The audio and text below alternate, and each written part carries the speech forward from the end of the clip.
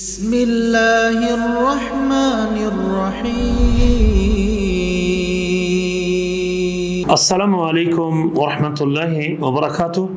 الحمد للہ رب العالمین والعاقبۃ للمتقین والصلاۃ والسلام علی سیدنا وحبیبنا محمد وعلی آلہ واصحابہ اجمعین۔ گرامی قدر بھائیوں اور لائق احترام ساتھیوں، آج کی مجلس میں ہم یہ جانیں گے کہ حائضہ عورت وہ خاتون جس کو حیض آتا ہے، یا وہ خاتون جو بچے کی ولادت کے بعد اسے خون آ رہا ہے جسے نفاس کا خون کہتے ہیں، تو اس کے روزے کا کیا حکم ہے۔ اس حوالے سے معاذہ بنت عبداللہ عدویہ روایت کرتی ہیں کہ میں نے حضرت عائشہ صدیقہ سے سوال کیا کہ حائضہ عورت روزے کی قضا کیوں دے گی اور نماز کی قضا کیوں نہیں دے گی؟ تو پھر امی عائشہ فرمانے لگی کیا تو حروریہ ہے؟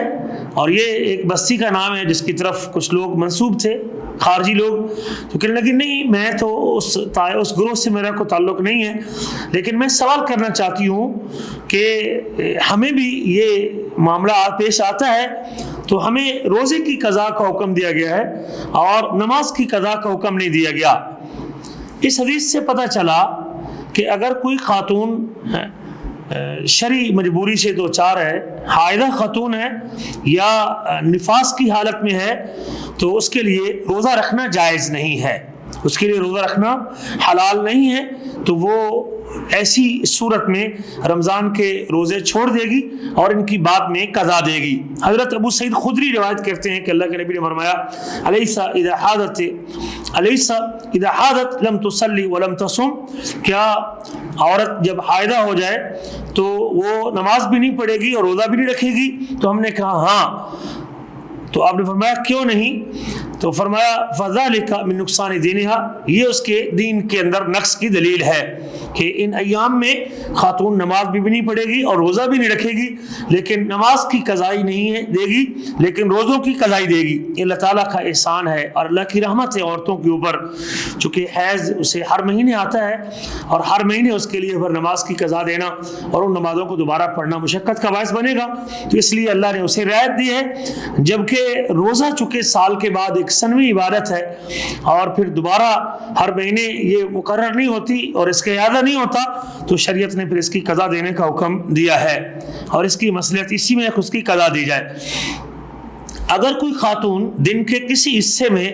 حیض سے دوچار ہو جاتی ہے تو اس کا روزہ فاسد ہو جائے گا۔ اس نے روزہ رکھا لیکن دن کو حیض آ گیا تو اس وقت اس کا روزہ فاسد ہو جائے گا اور اس کو اس کے بدلے میں روزہ رکھنا چاہیے، اس کی قضا دینی چاہیے۔ بھلے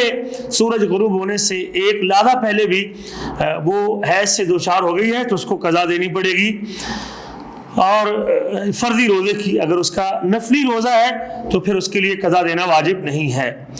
اگر روزہ وہ چھوڑ دیتی ہے حیض کی وجہ سے تو اس کو لوگوں کے سامنے نہیں کھانا پینا چاہیے، اپنے اس معاملے کو مخفی رکھنا چاہیے تاکہ یہ بات مشہور نہ ہو جائے اور یہ تہمت نہ لگ جائے کہ یہ صحیح سالم ہے اور تندرست ہے اور روزہ نہیں رکھتی اور دوسرے لوگ بھی روزہ چھوڑنا دیں اسے دیکھ کے، اور کچھ جاہل آدمی یہ نہ سمجھ لے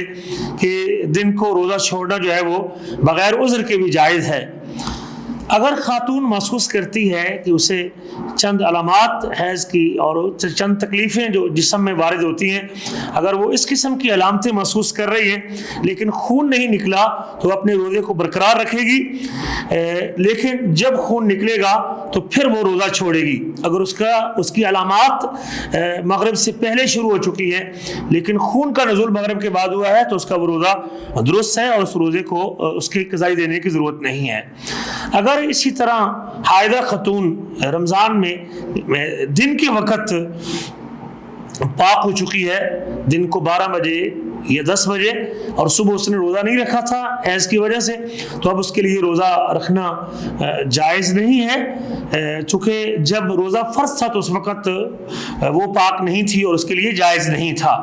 لیکن اہل علم کہتے ہیں کہ اسے چاہیے کہ وہ بہتر ہے کہ کچھ نہ کھائے پیے رمضان کے احترام میں، باہر اگر وہ کھانا چاہتی ہے تو کھا سکتی ہے، کوئی حرج نہیں ہے۔ اسی طرح اگر کوئی خاتون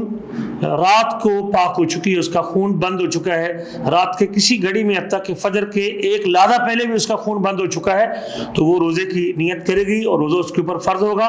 اگرچہ وہ اپنے غسل کو تاخیر سے بھی کر سکتی ہے اور غسل لیٹ بھی کر سکتی ہے، لیکن چونکہ وہ پاک ہو چکی ہے، خون بند ہو چکا ہے، تو وہ روزہ رکھے گی اسی حالت میں اور غسل کو لیٹ کر سکتی ہے۔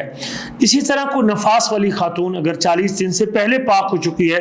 نفاس کی کم از کم مدت کوئی مقرر نہیں ہے، اگر اس کا خون بند ہو چکا ہے تو تب اس کے لیے بھی روزہ رکھنا ضروری ہے اور وہ اپنے روزوں کو پورا کر سکتی ہے۔ جہاں تک استحاضہ والی خاتون ہے، جس کو بیماری کا خون آتا ہے، حیض کے ایام کے علاوہ خون آتا ہے، تو پھر وہ روزہ بھی نہیں چھوڑے گی اور نماز بھی نہیں چھوڑے گی،